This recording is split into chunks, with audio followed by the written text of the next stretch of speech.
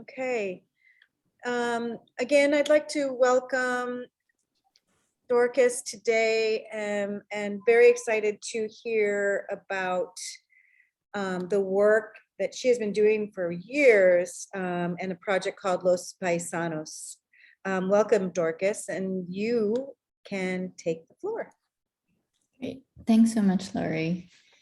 I'm just going to share my screen for my presentation that I made. Present. Okay, I'm going to keep an eye on the time. Okay, so thanks so much for everyone for coming here and listening on this talk. I'm very excited to be here, a little bit tired, but here we are. So I just wanted to I like to do this at the start of my talks, just do a little check-in. These are baby pictures of me. If you want to just like put in like the number in the chat box, like what number me you're feeling, that, you know, that's something we could do. I'm a bit like number 7 right now, but also like number 1, both. But yeah, and in terms of accessibility, like as Lori said, we have closed captioning on. With my visuals, I've tried to make it as clear as I can. It's like font is sans serif and high contrast.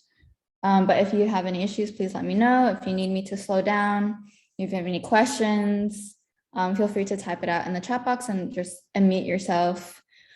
Definitely, you know, come when you can, leave when you must, not like, especially for my Sydney friends who are very like, you know, it is quite late, or if you've just woken up, need a coffee like Lori did. This content warning, so it does include mentions of anti-Asian racism. Yeah, that's about it. So a bit of an acknowledgement of the land. I'm currently working on unceded Gadigal land in so-called Australia as a settler colonial. So I would like to acknowledge first the traditional custodians of this land and pay my respects to elders past, present, and emerging. I would also like to acknowledge that the land that the Philadelphia Photo Arts Center stands on is the traditional land of the Lenape people.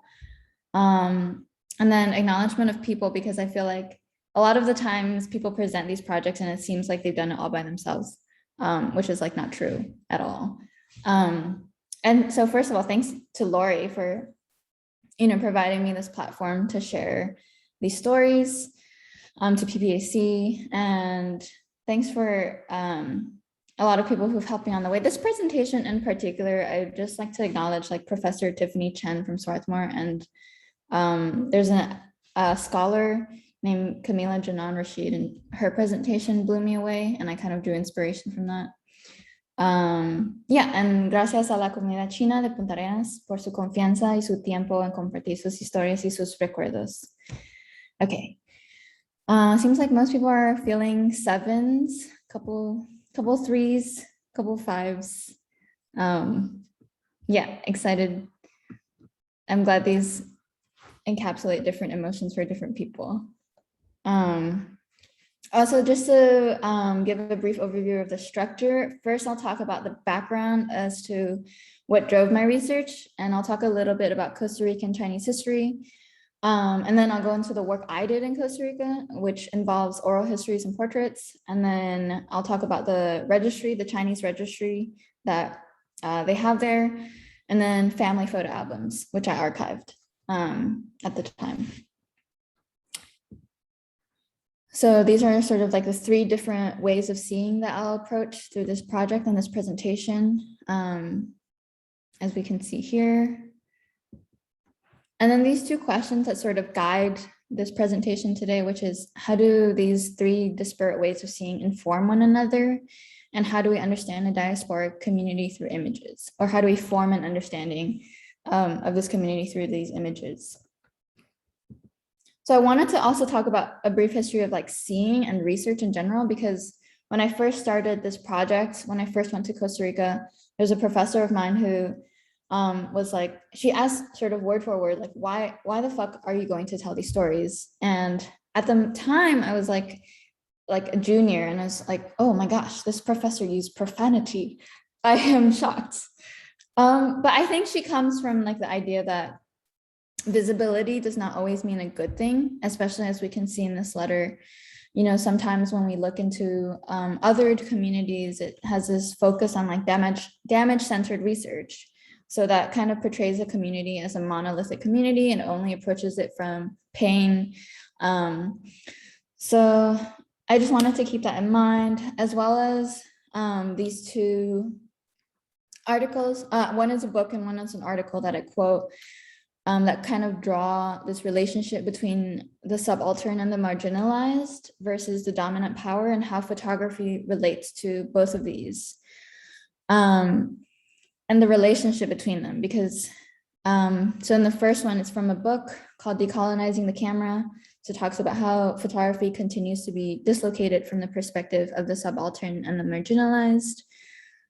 So just keeping that in mind, you know, as these legacies in mind, as I am telling these stories again, and like as I go through my research or this presentation.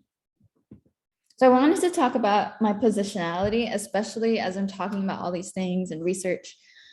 So I graduated from Swarthmore College in 2019, and I minored in Spanish and education. So that's important because first it talks about like the institution I was coming from, and then like financial ability that allowed me to do this project, and like sort of the power in terms of like US imperialism and how that weighs in these, you know, people were like, oh, you're coming from a US university, you must have some like backing. And like, even though I was really young, I was like 20, they're like, oh, okay, she's somewhat legit. And so the first time I went to Costa Rica and like heard about this community, I was a college sophomore. I was studying abroad and volunteering at a school. And that was the first time I'd ever felt both racialized and gendered at the same time. It was like the first time anyone, like my students would come up to me and they would pull their eyes back and they would be like, do Chinese people eat rats? And that was like the first time I'd ever encountered anything like that. But I knew there was a really big Chinatown in the capital city of Costa Rica. So I was like, well, this is kind of mind-boggling. Like, what's that experience like of being othered all the time when you're born there, when you're raised in Costa Rica? Like, I'm fine with it. I'm not from Costa Rica, but I was really curious. So I started kind of looking into it. And at the same time, at Swarthmore, I was studying Spanish. So we like read about parts of like the African diaspora in Latin America and like the mestizo identity, but never heard about Asian people in Latin America. So, and also with studying Asian American studies and the people I would talk to, I would also never hear about people talking about Asian people in Latin America, either from that perspective. So I thought that was something really interesting. So I applied for a grant and got it. And the first time I went to Costa Rica to do the project, it was in 2018. I spent 2 months there. And then in 2019, again, I spent 1 month there. So I just wanted to talk about the Chinese Costa Rican history. So the first Chinese people came to Costa Rica in 1855 as 77 indentured laborers. They came from southern China, contracted by European businessmen, as was sort of like what was going on throughout the world at the time. Some people now term it as like the trans-Pacific slave trade, drawing parallels with the transatlantic trade.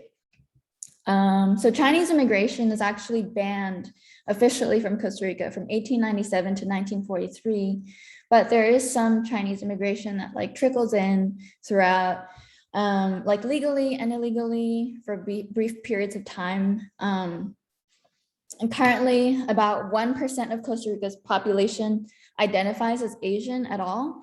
But I think that's like a bit skewed because these are self-reporting censuses. So when the label Chinese or Asian is used, there's sort of this othering connotation that comes into play where people, if they feel like they take it, it means they're not Costa Rican.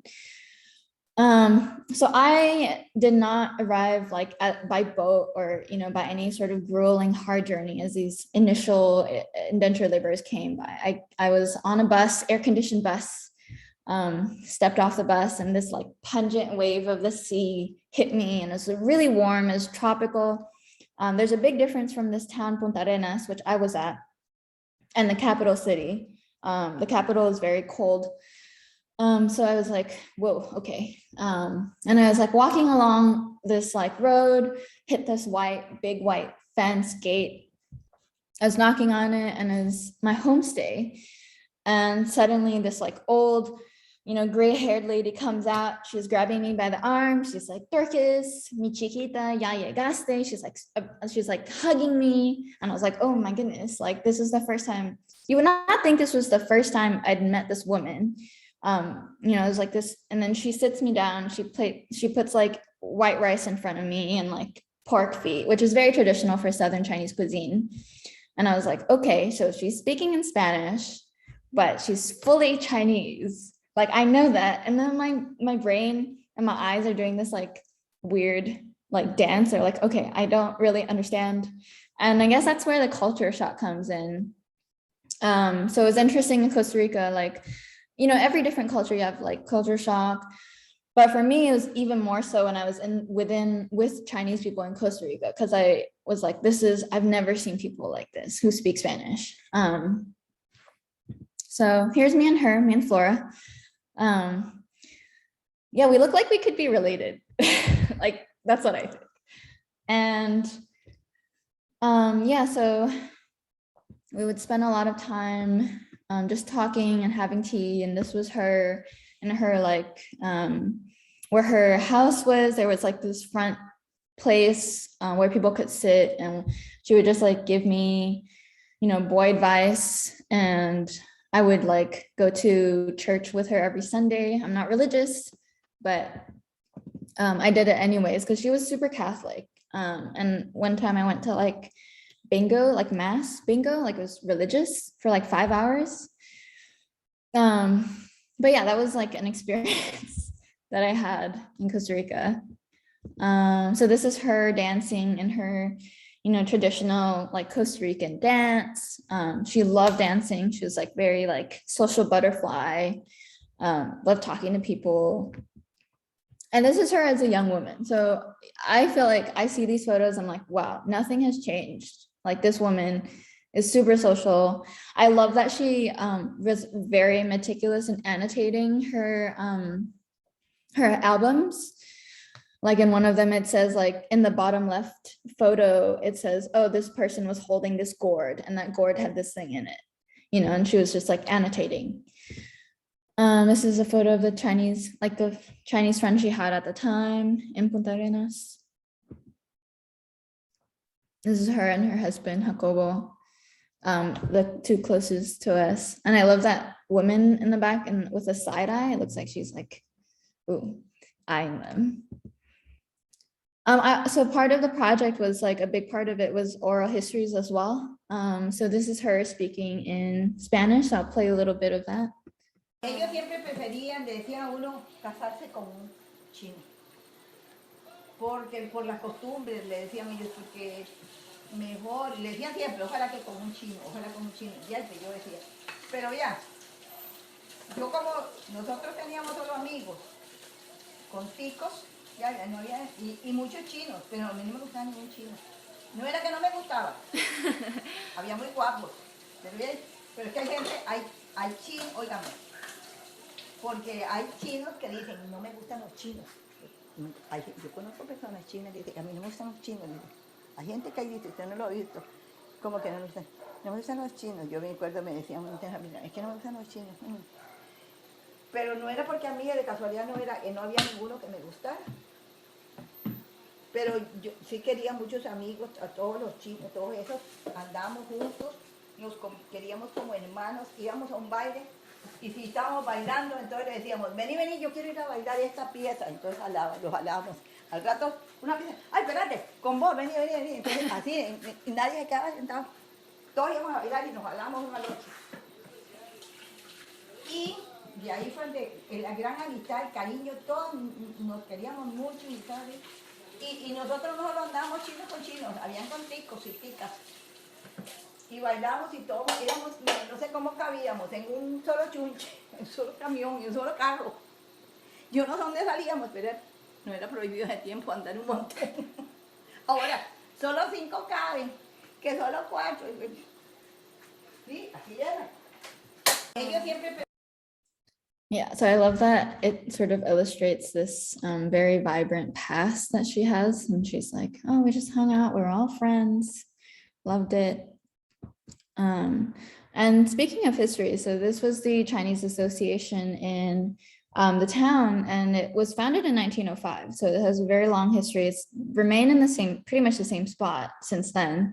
But what was really interesting was I would be, you know, walking around town, I'd be like, oh, do you know like the Chinese Association? I would be talking to people who were not non-Chinese Costa Ricans, and they'd be like, oh, no idea what you're talking about. And I was like, okay, that's really weird because it's this like pink building in the middle of town and has like large Chinese characters on it.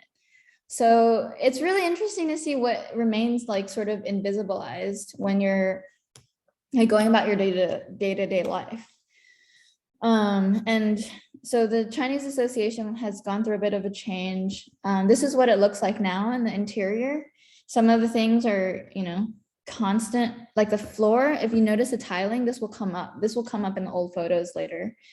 But, you know, in the past, they were telling me in the stories that they would have people playing mahjong, and like older folks playing mahjong and younger folks would be playing ping pong, and it'd be like Spanish and like their dialects would be going on at the same time. It seemed like a very used space. But when I went, you know, it was really hard to get to. It wasn't very accessible. So I guess it's just one of the ways that the culture, you know, sort of changes. So this is like one of the older photos that I found. It's the Chinese Republican flag, which is different from the communist flag.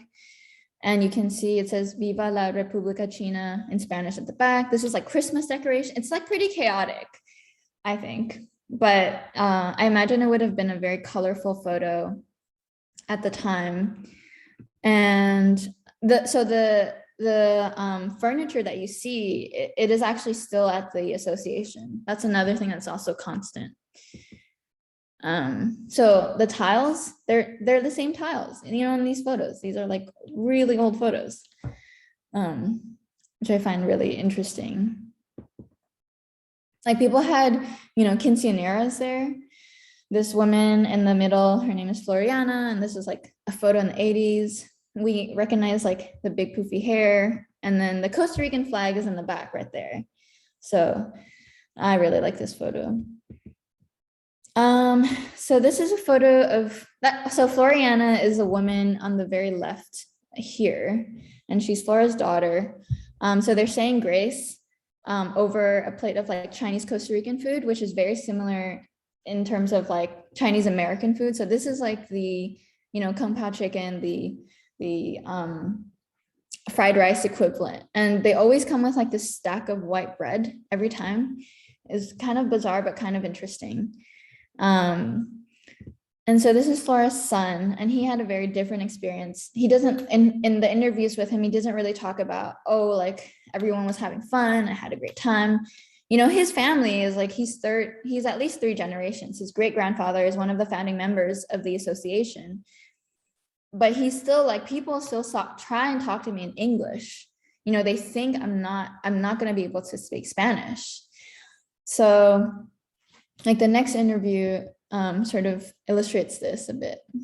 Let's play it real quick. Yo en la escuela yo pensaba muchas cosas, y una de las cosas que yo me preguntaba fue, ¿por qué yo siendo chino nací en Costa Rica? ¿Por qué no nací en China? Y yo decía, ¿por qué? ¿Por qué? ¿Por qué? ¿Por qué yo no nací en China? Yo hubiera querido nacer en China, un país donde yo pertenezca, porque yo no sentía que yo pertenecía aquí. ¿Por qué? Porque yo salía de la casa y la gente se burlaba de mí porque era chino. Y ¿por qué la gente se burla de mí? Y yo, qué extraño, cuando me veo en el espejo, bueno, y yo soy chino, sí, nada más. Pero yo decía, ¿cuál es la diferencia? Pero para la gente verlo a uno con los ojos rasgados y las facciones ya era diferente. Y yo, ¿por qué la gente se burla de mí? Voy al mercado, se burlan de mí. Me subo a un bus, se burlan de mí. Ando en la calle, se burlan de mí. En la escuela se burlan de mí. Lo que ahora se llama bullying, bueno, era lo que yo en la escuela tenía. Yo decía, ¿por qué? Yeah, so with this sort of audio interview, I feel like you can kind of hear the like not necessarily like pain or like sadness in his voice when he talks about this. And this is, you know, a photo of him. It's funny, like this photo of him dressed up as like a little Chinaman. It's like weird yellow face for a Chinese person. So I imagine, you know, how that must have felt as a kid. So I guess onto someone else's story. So this man is named Pipe. As his name is not Pipe, sorry. His name is Hernan, but Latin Americans love nicknames. So his name was Pipe. I don't know why. I don't really know what it means, but that's what he was called.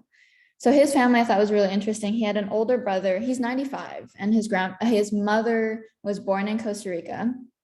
She didn't speak any Mandarin. None of the family, none of his siblings spoke any like Chinese dialect or any Mandarin. But he had an elder brother, the oldest son, named Edgar, and his mom, that's Pipe when he was young. But his mom in the middle sends the oldest son back to China to study, which was common practice at the time. And also, you know, still common practice now with Chinese diasporic communities. And he gets pretty much like trapped in China because of the civil war and like the legislations that prohibit Chinese people traveling back and forth and so on. So he stays there until like 1975. He doesn't meet his family. He grows up in China. You know, all his siblings are here. And he makes it back, but he doesn't speak any Spanish. His family doesn't speak any Chinese. I just think it's really interesting how we build these like kinship networks and like real family, biological family. Like he still came back after all these years. He dies in 1980. So, you know, he doesn't really have much time spent with his family. And even his son, who I met at the time in Costa Rica, he had like had married 2 Costa Rican women, not at the same time, but he didn't speak like Spanish that well. So I don't know. I thought it was really like language and family. I found that really interesting. And another person with whose family has sort of like a similar relationship with, I think, images and letters and biological family. This man, Francisco Chango Trejos, the way I got to know him was I was interviewing this woman and she was like, oh, there's this man who's one of the clients at work who will tell me like, oh, you should date my son because you're Chinese and he's Chinese and you guys should date. And she'd be like, no, I don't know about that. But I met him and his family. So his father in like the mid 80s, I think, receives this like someone from the Puntarenas Chinese community had traveled to China and met someone who said, I have family in Costa Rica, told him, can you please pass this letter on to my family in Costa Rica? So this person traveled back to Costa Rica, found Francisco's family and was like, here's a letter from your family in China. So I don't know, they didn't speak any Mandarin. They couldn't read any of this. I had to get someone to interpret it for them. But their family in China needed money, so they sent money back. Like my family is also the same way, although we did speak the dialect. So my grandfather sent money back to like relatives in China he'd never met. So for me, it seemed like a consistent theme in this way. So this woman is named Marcela. She holds a photo of her great-great-grandfather in the middle, who's Chinese. And she did not, at that point after that, like that was the only Chinese ancestor that she had pretty much. But the way she spoke about being Chinese was really interesting. Me sentía y me siento. Sé que no soy pura, pero después la gente, cuando empecé a hablar con más gente china, decía, China es la que en la sangre corre sangre china. Y en Puntarenas no hemos hecho diferencia si es primera, segunda, tercera generación. No, es si tienes un descendiente o si atrás hubo alguien chino en tu familia. Entonces nos sentimos chinos. ¿Sí? Yeah, so she says she feels Chinese, and I don't know.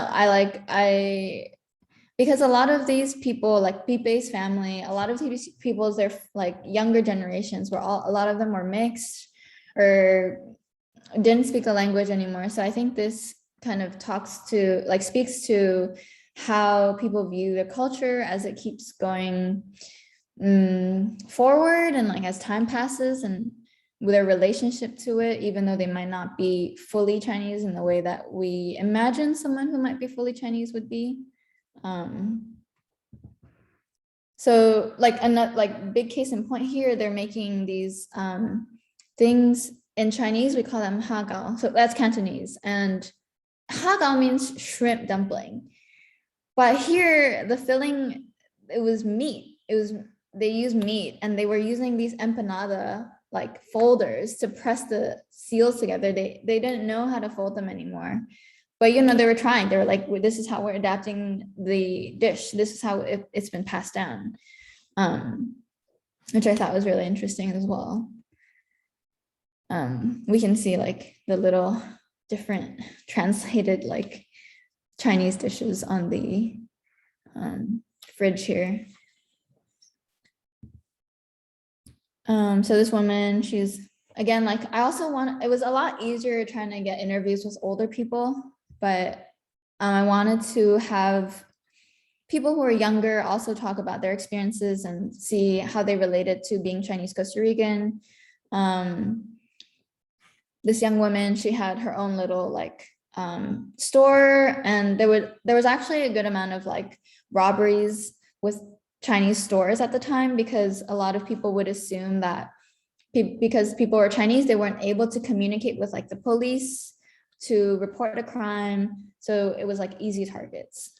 So yeah, especially now with, the rise of like anti-Asian violence, I haven't like kept in touch with this person in particular, but I imagine, how you feel operating day to day like a business with that in mind. I'm just gonna skim through some of these.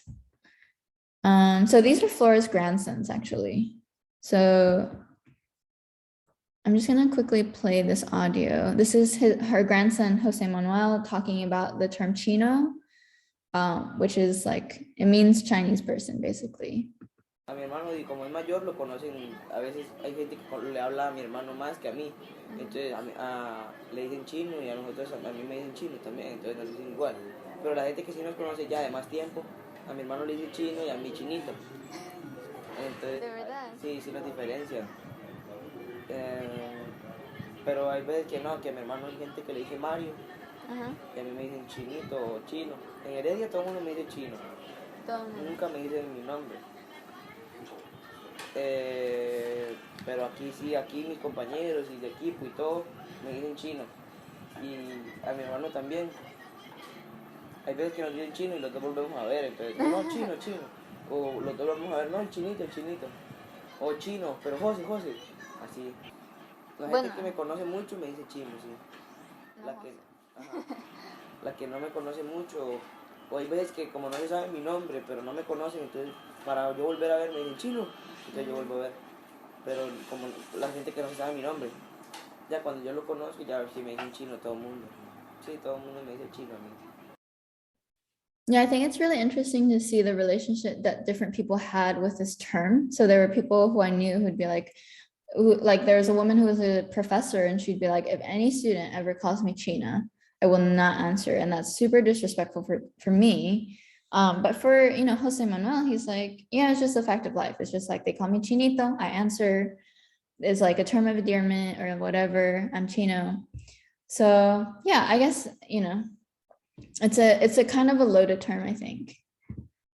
Oh, I'm super excited to talk about the registry. So this was a Registro de Chinos, volume 2, which is kind of key, and it was opened in 1922. I don't know the significance of the year. So just a bit about how I got to this archive. This was like my last night. Let me paint a scene. This was my last night in Costa Rica, in Puntarenas. And I finally got to the leader of the Chinese Association there. He was like, okay, I will finally meet with you. I will sit down. And I was like, great. So I go meet him at the association. He comes out with a couple of books, and one of them is this book. And he's like, this is like a really important book to us. How they found it was like, it was thrown in the trash somewhere, and someone picked it up and was like, maybe this is important to the Chinese community. Maybe I'll give it to them. But he was like, people, it's a really frayed and yellowed book. But he was like, people have asked us if they, we can lend it to them to restore or like do something with it. But they're, he was like, no, we don't trust that. We don't want people to take it. So the next time when I came back in 2019, because this was like it was like literally the last day I was there, I had my camera and I was like, oh my goodness, I'm not going to be able to like, take a photo of every page. But the next time I went the next year, I was like, okay, first thing I'm going to do, I want to like take a photo of every page of this. So that, I don't know, at the time I was just like, it feels important. It feels important to do. Dorcas, I have a question about this. The registry, is that a governmental registry? Is that a community registry? What, do you know, like who made it? Yeah, that's a great question. It's like a government one. So it has stamps from the city of Puntarenas. But it's like, I have so many questions about this book. To my knowledge, it's like the one of its kind in Costa Rica. I've talked to some academics. I've talked to people who are Chinese Costa Rican. Nobody has said, oh, there's another one. And this is volume 2. So I know at least there's a volume 1 of this 1922. And what about the other years? Like when did it start? When did it end? I don't know this catalog of Chinese people. Like why did it start? And then I was like, okay, maybe there's like equivalents in like other Central American Chinese communities and like the government there, or Mexico or something like that. But to my knowledge, I haven't seen necessarily an equivalent in the region. Possibly due to that these other countries also had like higher political instability, and books simply just like disappeared. So this registry is really like, the more I think about it, the more questions I have, and the less answers I have. Yeah. So these are like little identity photos, and I wanted to talk a little bit about sort of how this, how I think about this, which is like visual surveillance. And when we think of like mugshots and the history of mugshots, it was to do with like, it was basically this police inspector in France who was like, okay, we can like determine whether or not people will commit a crime again based on how they look. So we're going to take photos of everyone. And that's how the mugshot came to be.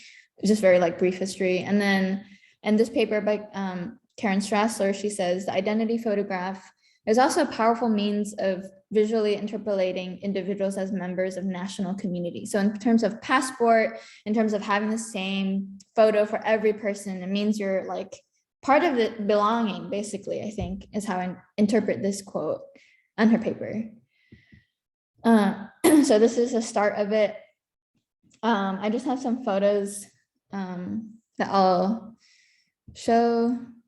This is what it looks like. And the writing description, basically all of them start with, this is this person writing in this journal, this like registry in this year, government of Puntarenas, and then this is this Chinese person, and these are their physical descriptions. What's really interesting is like the physical descriptions. It's like there's a photo, and then they'll go into, this person has a wide nose, this person has like thick lips, or do they speak Spanish?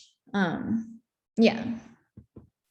In terms of references, yes, I have I've been compiling a list, so I can, if you get into contact with me, I can definitely send that after this talk. Oh, it's a bit frozen. So mostly photos of bachelors, young men mostly, but at the end you do get some photos of women with children.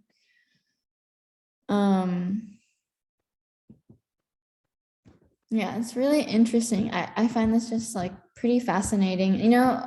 It's like someone might find their like great, this might be the only photo that they have of their ancestor or like their grandfather. You can kind of see like the names that these people had, like Maria Matilde Aurora Wong Sanchun. That's like a very like long name, very like typical, I guess, of Latin American names.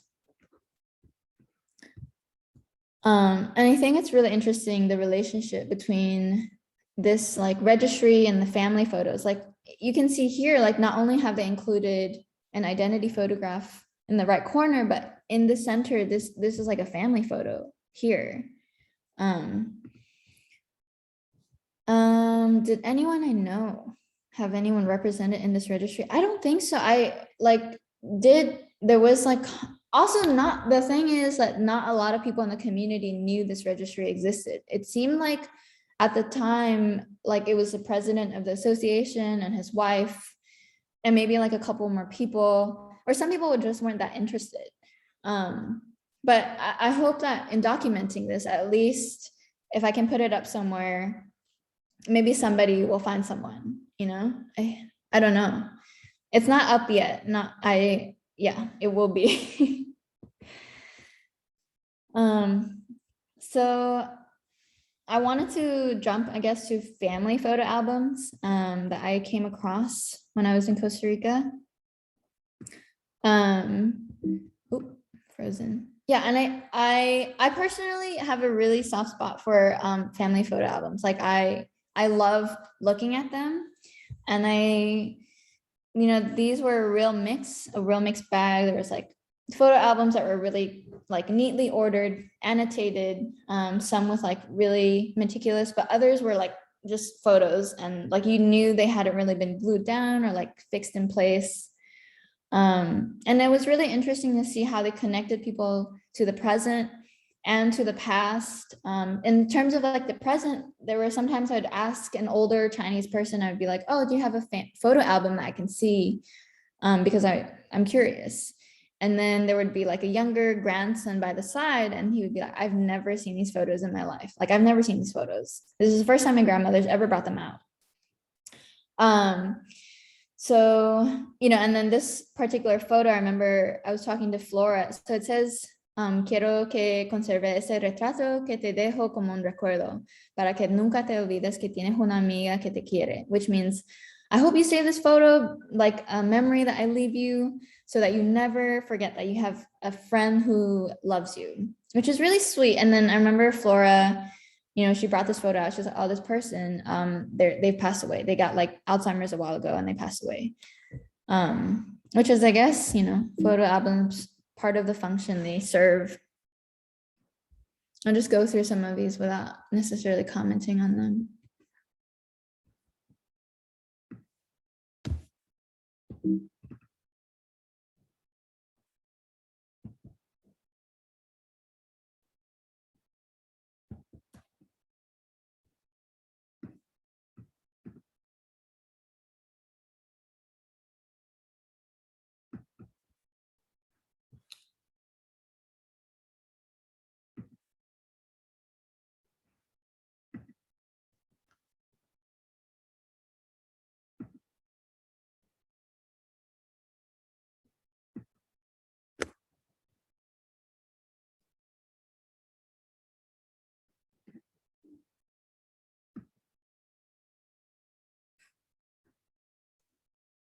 Dorcas, have you ever met or been introduced to Deb Willis? I have not been introduced to Deb Willis. She's like legendary, but I've met her sister who works at the library.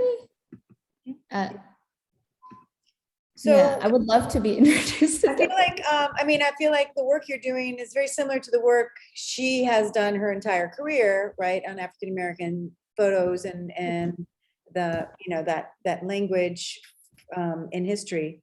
And I just feel like it would be a good connect. So let me see if I can introduce you and to see if there's I think she'd be interested. Yeah, I would love that. I think she's so cool. I think she's so cool. Yeah, okay. So I don't know. For those who don't know, Deb Willis is like a legend has written so many books, has done so many things about like the Black community in relation to like photography, and so cool.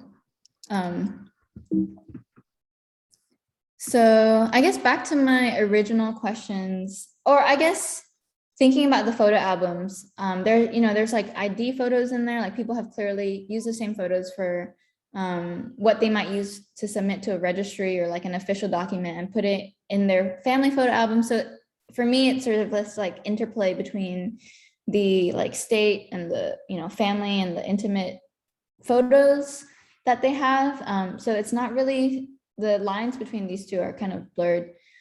So back to my question of like, how do these disparate ways of seeing inform one another, and how do we understand a diasporic community through images? And how do we like how does this contribute to our understanding, right? I think for myself, I guess there's a couple of ways to think about it. First, it's the relationship between these different images and the relationship that builds as I'm presenting about it and as I talk about it and as people learn about it as well. And also the process of doing this project. You know, I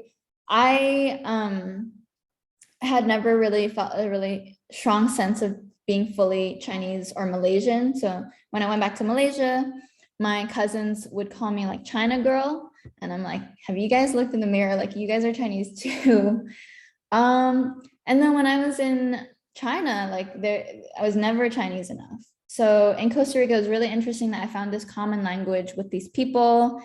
And, you know, with Flora, I could communicate to her. She was like a grandmother figure to me, where I had never been able to communicate in the same language with my biological grandmother. You know, there was we literally did not speak the same language. So these like networks of kinship that pop up.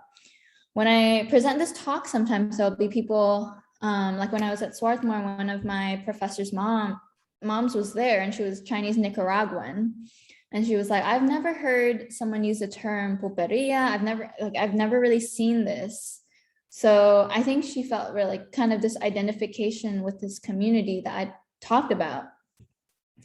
In terms of the parallels between like the intimacy of the book and with the registry and with my photos, I think there's a really interesting relationship there. And we can see that it's not like today with the registry, as I've mentioned, it might be one of the few ways. And it started as a state sort of like surveillance, maybe tactic, or functioned as an apparatus of the state, basically. But now, you know, like it's back in the hands of the community. People have different ways of looking at it and the images in it. So it's sort of, for me, it was like, oh, this is like part of the proof of like existence. When it was found in the garbage, people are trying to get rid of this history, right? They're trying to whitewash history, basically, is my understanding. So this is a quote from this paper called Intimacy Among Strangers about Chinese-Canadian state photography. So it talks about constructing intimacy out of alienation, and these like photos, the identity photos that Chinese Canadians would have to submit for waiting for their like process of naturalization. So, you know, in this registry, people might not be actual family members in there, right? They're mostly not related. But through the photos, by putting them together now, it creates this family. And as I've talked about, like family as it relates to diasporic families, diasporic communities, there's so much gaps and holes. And, you know, Chinese people, a lot of the times had this thing called paper families. So if you were immigrating to a place, you couldn't just immigrate. You had to take on somebody's name. Maybe it was their like dead relative. And, you know, there are plenty of these examples.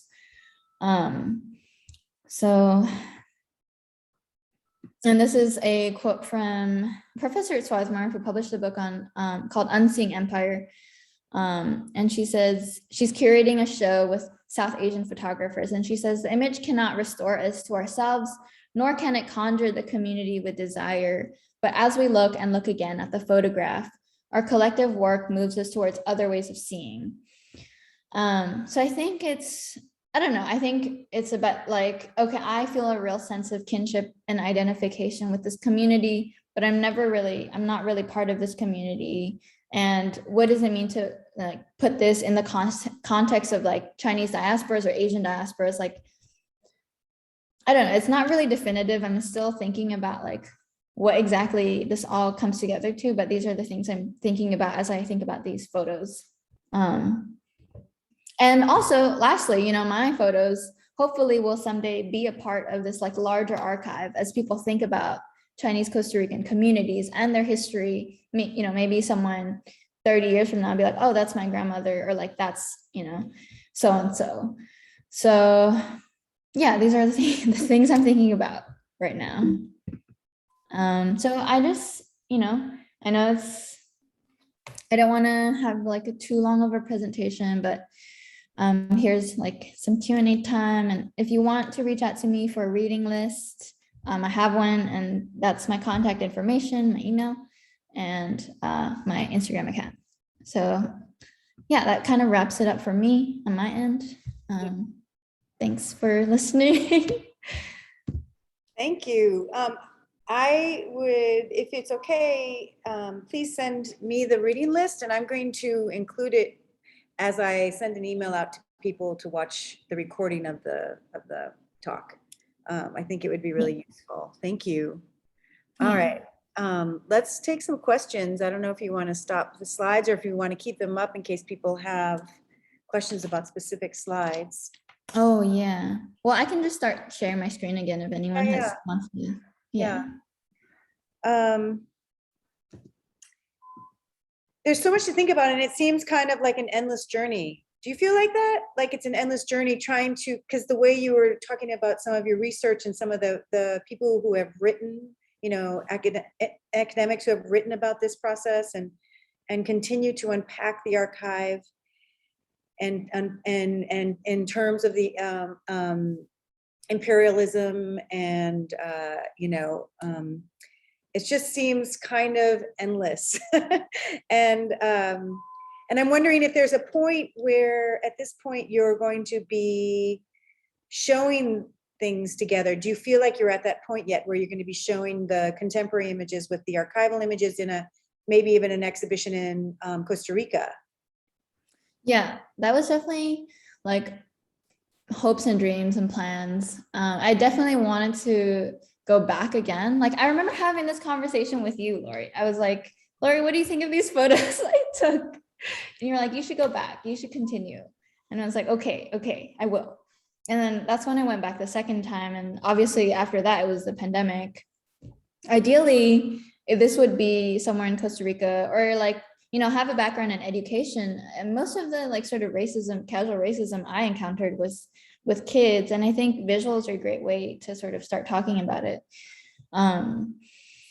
So yeah, and I wouldn't have talked about this work like this with what I hope is like equal weight with these three different, ways of seeing. Like this is, 2021, 2 years after. And I think after like that amount of time, I was able to sort of like sit down and think like, okay, these are who I'm reading and how this plays into like how I'm understanding my work through these people and how they're shaping my understanding of my work. So yeah, it is a bit endless, I guess. I don't know. I never thought it would be like this. That's so great. I mean, that's beautiful, actually. Dorcas, because you started off, I just love the way you introduced the whole talk, and you're like, your professor's like, what the fuck are you why are you doing this, Yeah. And that just sort of sent you left and right and up and down, and you were just like, that just turned everything upside down, and you needed to keep going deeper, and it's gonna, like I said, it feels like an endless journey, but I also feel like you're at a point where, this work has a strong conversation and has an incredible inquiry, and that's all it's doing. You're putting it out there right now with these questions, these core questions that we will continue to work on, right? Mm-hmm. Certainly for your entire life. You're not going to reach the end of this conversation because it's so complex and so deep, and it continues to unfold. And I'm just wondering, like, the way you connect things, I don't know if you'll ever be back in Philadelphia, but certainly I would imagine in Australia, there's places where this work could have value. And this conversation, I think of the Asian Arts Initiative here, where, that kind of partnership here could really add, connect to a broader community. But all of this idea about the diaspora and, it's universal, it's global, it crosses so many thresholds. But I mean, I think there's ways to sort of connect with partners wherever you are, to present the work. But I'm an optimist, and I was number 3 in the beginning. I was like, yay. That's the picture I identified with. So you can count on me. Thanks, Lori. Does anybody else have any questions? Or any thoughts or whatever? It doesn't have to be a question. I feel like sometimes it's like, oh gosh, I have to ask a question, participate in class. Or, yeah. Go ahead, Pat. I am in the process of moving to Aruba, so also in the Caribbean, and I'm very interested in the multicultural atmosphere there.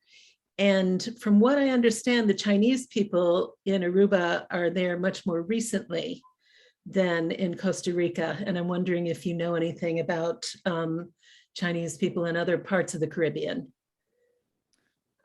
I can't say I know anything specifically about Aruba, but a lot of the other English-speaking Caribbean countries like Trinidad, like Jamaica, non-English speaking, like one of the biggest Chinese diaspora populations in like the Americas would be like Cuba. A lot of these have, Panama is really big. Costa Rica is kind of small. I don't know if it's necessarily the Caribbean either, though they do have a Caribbean side of the country. Right. So, and a lot of these times people are like, oh, these Chinese immigrants are like super new and they're only like here for the short term. And then you sort of look into the history and they're actually been there since 1855. Right. So well, it's interestingly in Aruba, a lot of the supermarkets are Chinese owned. And those could be ranging from large to small stores. And I rarely see the Chinese people anywhere but working, which is unusual there. Are you hoping to sort of get to know the Chinese community in Aruba more or understand it? Or? Yeah, I would love that. One of the things that I love about the place is the mixture of cultures. And I celebrate what you're doing. It's very beautiful work. Thank you. Thanks for sharing it. Thanks for being here. Real quick, I don't want to jump in front of anybody, but I do want to comment on the portraiture that you've created. They're really beautiful. I really love the way you are making portraits of people. Oh, thank you. I have gotten like, I don't know, sometimes I go to like photo like reviews or something like that, and somebody will say something and that'll stick with me forever. It's usually like someone said like, this doesn't tell me anything, or this doesn't make me, what do you want people to feel? And I was like, I don't know, but I think about that forever. And maybe I don't know, but that means, thank you for saying that, Lori. Yeah, I mean, it's good to know that, reviews, Juno, reviews, you've got to take them with a grain of salt. Juno's about to go to her first review. So, you got to take them with a grain of salt, and it's super hard to, because sometimes reviewers are struggling because they're not connecting with the work, and they're struggling to find something productive to say, and then they say something that's destructive, where they're not like they're not like able to connect, and so they can't figure out how to like pull you into a new space. But I just thought that you were the portraits. They felt really connective. Like I felt them connective, and I also felt that you were really beautifully composing with light and space and relationships, spatial relationships. I think they're really lovely. Thank you. I have another question if nobody else is going to jump in. I'm wondering how you initially connected with the lady that became your grandmother figure. Yeah, I think Patricia also has another question, but I will answer this one. Yeah, please. Yeah. So I actually did a lot of research beforehand. I did 2 to 3 months of like reaching out to people, looking through other historical academic papers that people had done, and reach out to an academic who reached out. Actually, I reached out for help with my Swarthmore professors who introduced me to this man who wrote a book, which I have right here, on anti-Chinese racism in Mexico. Shout out to Jason Oliver Chang at University of Connecticut. But he, I just happen to have that there. I'm not like constantly having this book out, but he introduced me, and then I was like emailing someone in Costa Rica saying, oh, can you please set me up with someone as a homestay in Puntarenas? And it was actually really hard. Like I didn't find anyone who's willing to do it. Chinese people are like, in my experience, notoriously sort of like, don't really want people in their homes. At least my parents are like that. Not to shout them out like that. I'm very grateful for my parents, great people. But, and then Flora was like, oh, like, I didn't realize this, photographer coming, like she's Chinese. So I guess the person who was intermediary between us hadn't told her that. And she was like, okay, if she's a Chinese girl, she can come, like come and we'll take her in. So that's how I met Flora. Yes. Thinking about your education background also, because you said you minored in education. Mm-hmm. Okay. First, have you come across the work of Joel Spring? That name sounds familiar, but I can't think of anything specific. Okay. There are Joel Spring pages of his work. I mean, he's a very prolific scholar, critical scholar. But in his classic textbooks on the history of education in the United States, he does a really wonderful unpacking of various groups, including Chinese Americans, Puerto Rican Americans, and it might just be of interest to see, how education plays into or actually reproduces and reinforces all of these ideologies. It just might be informative. And my other thing is, have you looked at the methodology portraiture? No, I haven't. That might be, if you're going to continue with this project, that might be a really interesting methodology for you. I mean, there it's about interviewing, but I think the combination of, and it's about doing oral portraits of organizations, people, whatever.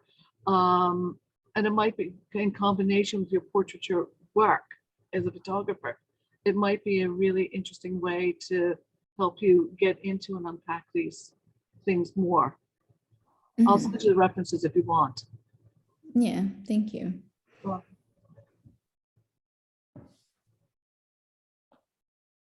Dorcas, could you talk a little bit more? Maybe I missed some of this, but your initial connections specifically to Costa Rica, or why get it? And I'm interested in hearing a little bit more about that part. I don't know if it's my Wi-Fi, but there was a bit of that question that was like fuzzy. So would you mind repeating or typing? Sorry. Can you? That's better. Am I not googling? Okay. All right. Yeah, my Wi-Fi right in this corner is weird, apparently. So I was just curious about your connection, your personal connection to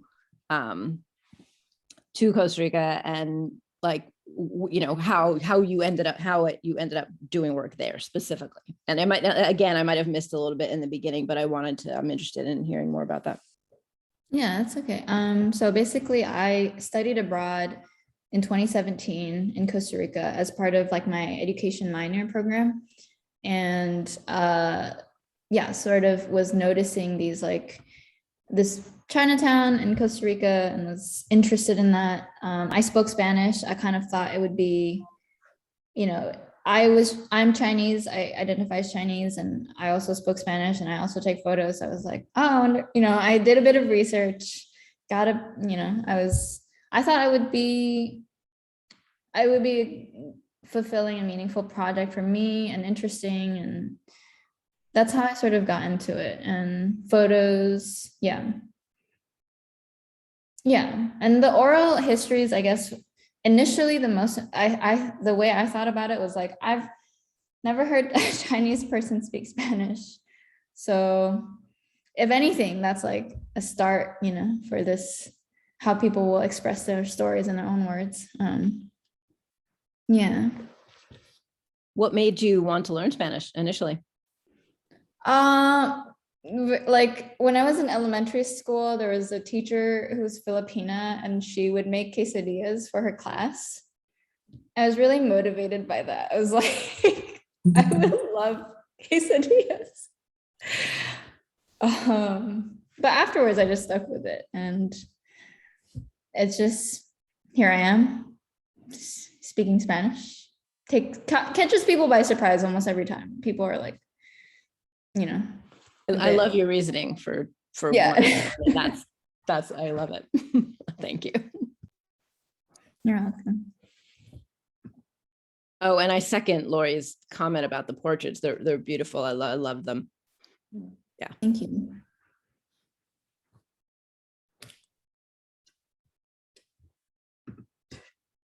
Patricia, Yeah.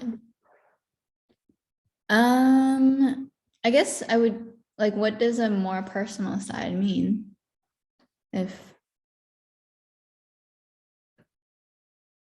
yeah, so I'm just for the recording, Patricia asked, do you think you will include a more personal side to the project? And what does that mean, personal side?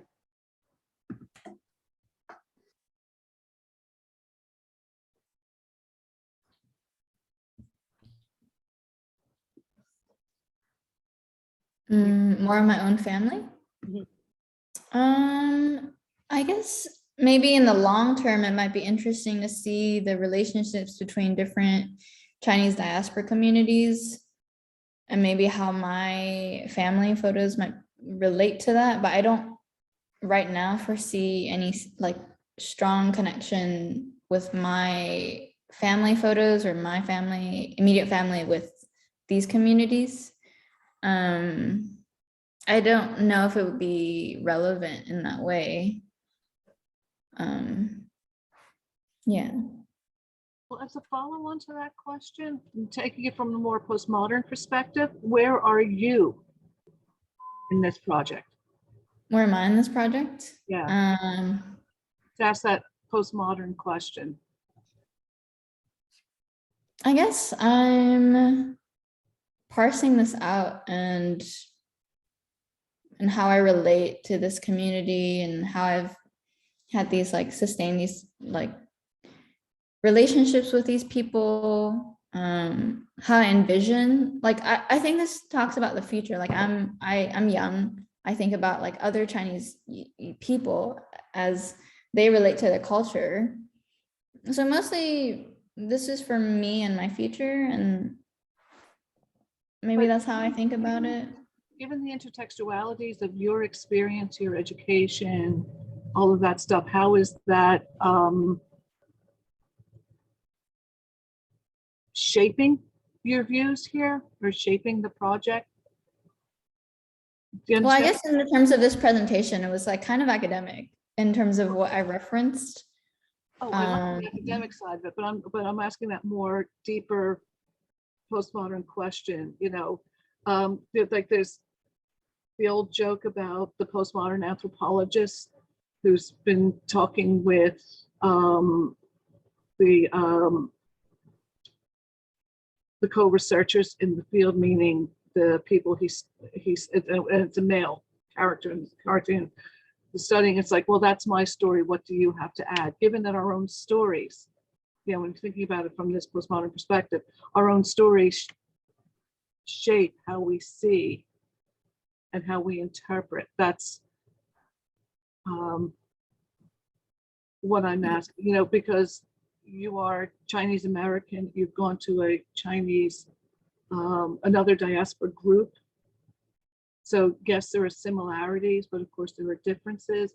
But how does your own experience shape how you're interpreting? Am I not- Well, just for clarification, I'm not Chinese American, I'm Chinese-Malaysian. Okay, I'm sorry, Malaysian, but yeah, but diaspora. I think it's sort of interwoven throughout my presentation as I've explained it, and how I talk about how I got to this community, how I related to this community. I don't know if there's any more to add to that at the moment. Okay, thank you, yeah. Yeah, I agree. I feel like I heard it throughout. And I mean,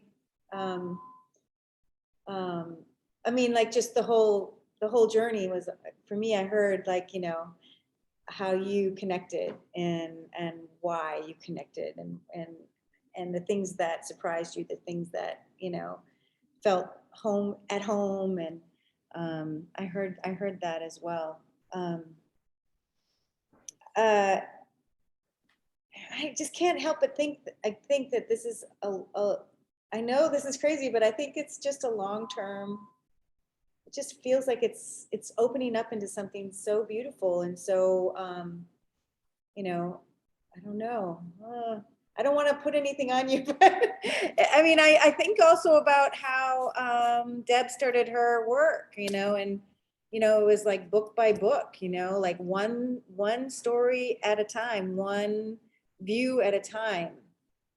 You know, I see you contributing to this, in this space. Well, that's, you know, that's why I'm excited to have you speak. Yeah, well, actually, the second time I went, I also did a bit on the Chinese beauty pageants that were happening in Costa Rica. So that was another part of the culture that was like it was a bit newer, started in 1950. So yeah, I don't know, I was just really interested. There's a lot of questions to ask and to explore. Doctoral dissertation, yeah, people would ask me like, are you doing a PhD? I'm like, no, I'm 20. I'm not there yet. I'm not quite there yet. Hey, I'm telling you, this is really the start of an amazing dissertation. I would seriously consider it. Yeah, just not to push, just to say. Dorcas, do you are you, oh, sorry, go ahead. No, I have a question. Do you feel your I mean, I think in the beginning when we met, I felt like you were identifying as a documentarian. And I feel like that's changed, and I'm wondering if you wanted to speak to that just a little bit, because I feel like all the things you've learned have made you not embrace that field. Yeah, definitely, because I kind of like Ron, who's my professor at SWAT, you know, he comes from like a photojournalism background, documentary photography, although now he's like very like, you know, art and done his own thing. So I kind of thought that was like kind of the only way to go if I did this project. But now it's like, I don't know, there's a lot of like archiving stuff that goes on behind that. There's a lot of like, there's, you know, a lot of younger folks now who are not really constrained by any sort of like documentary photography things. Like you see, like, I feel like there's so many new things happening. Even like New York Times, they'll like have photos that are not traditional at all and different ways of seeing photography. So, and also, I don't know, these fields of like anthropology or like photography in this way, it's like so, you know, fraught with this legacies. So I don't know, as a woman of color, I'm like, how do I relate to that? How do I, yeah. Well, I struggle with that as well, and as a white woman, sort of having contributed to these fields, you know, and so I get it.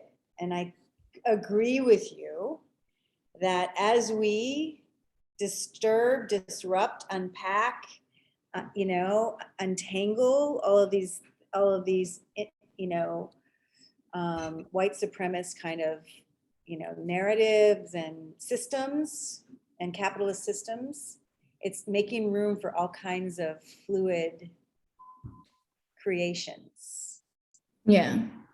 Fluid creations is a good way to put it. Like not necessarily in like, you know, a box or binary or, yeah, it's pretty exciting, I think. Another organization, I just feel like you connect to a lot of the Monument Lab fellows, you know, Monument Lab in Philadelphia. Anyway, they have fellows that do these projects that are fluid creations. And I don't think that they have a call for new fellows, but I do think organizations like that sort of work at the intersections of history, image, art, academics, like Monument Lab, are places for you to explore ways of presenting this work, and create and invent, right, new ways of bringing this work into in front of audiences. And I would check the Monument Lab past fellows, because there are some amazing ways, like, you know, somebody's following seeds through the borders and using, you know, and it's just really, really inventive. Susan Mycelis, I put this in the thing, also did this. It's old-timey, like the beginnings of interactive websites, right? Like really rudimentary, but she did something about the Kurdistan, with Kurdistan people and connecting families, and this website was used to connect people in and out of the country and across generations. That's another project that it made me think about. Lots of space. Yeah, sorry, I just gave a little mini lecture, sorry. That's great, I love it. Definitely look into these and yeah, see what I can get into. Yeah, I'm looking forward to the reading list, because there was a lot of readings that I've never heard of that I'm really interested in. Thank you. Yeah. Are there any other questions or comments?